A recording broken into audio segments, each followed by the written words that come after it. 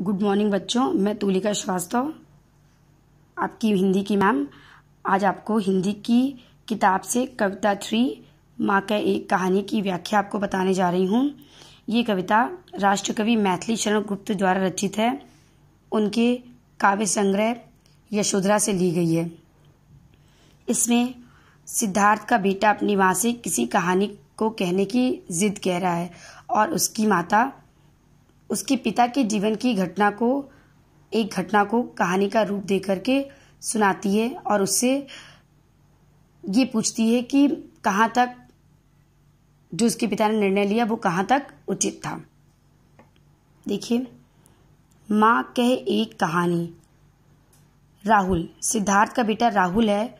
राहुल कहता है अपनी माँ से, माँ मुझे एक कहानी सुनाओ। माँ कहे एक कहानी। माँ मुझे एक कहानी सुनाओ। उसकी माँ ने बोला, यशोधरा ने बोला, बेटा समझ लिया क्या तूने मुझको अपनी नानी? क्वेश्चन मार्क लगाया ना। वो प्रश्न करती है कि हे बेटा, क्या तुमने मुझको अपनी नानी समझ लिया है, जो मुझसे कहानी कहने की बात कर रहे हो?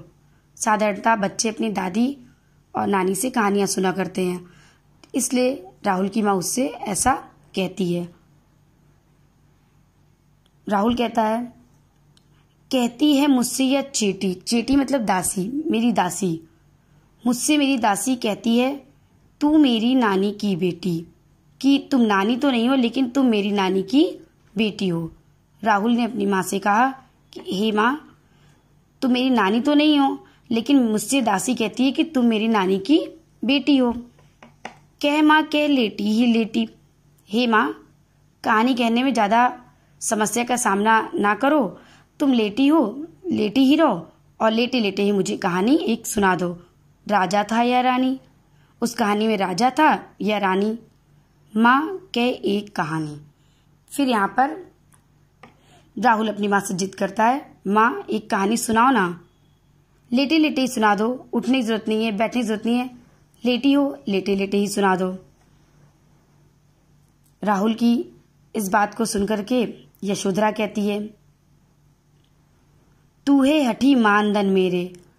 तू हठी है, जिद्दी है, मेरा मानधन है, मेरा बेटा है। सुनो, मैं तुम्हें एक कहानी सुनाती हूँ। तुम्हारे पिता के जीवन पे घटी एक कहानी को सुनाती हूँ। सुनो सुन, उपवन में बड़े सवेरे। सुनो, बागीचे में एक बार बहुत सवेरे तात भ्रमण करते थे तेरे। तात मतलब पिता। हे राहुल सुनो, तुम कहानी कहने की जिद कह रहे हो तो सुनो, एक कहानी में सुनाती हूँ जो तुम्हारे पिता के जीवन में घटित घटना है। एक बार सुबह सुबह तुम्हारे पिताजी भ्रमण कर रहे थे बागीचे में। सुनो, उपवन में बड़े सवेरे तुम्हारे पिताजी घूम रहे थे। जहाँ सुरभि मनमानी, जहाँ सुगंधित वायु, अपने मन की सुगंधित वायु बह रही थी बिना किसी रोक टोक के। सुगंधित वायु बह रही थी। यशोधरा ने इतनी बात कही, क्या कहा? अच्छा मेरे बेटे, तुम बहुत जिद्दी हो, लो मैं तुम्हें कहानी बताती हूँ। सुनो, एक बार तुम्हारे पिताजी बागीचे में सुबह सुबह टहल रहे थे, भ्रमण कर रहे थे। वहां पे सुगंधित वायु, अपने मन की सुगंधित वायु स्वच्छंद रूप से बिना किसी रोक टोक के बह रही थी।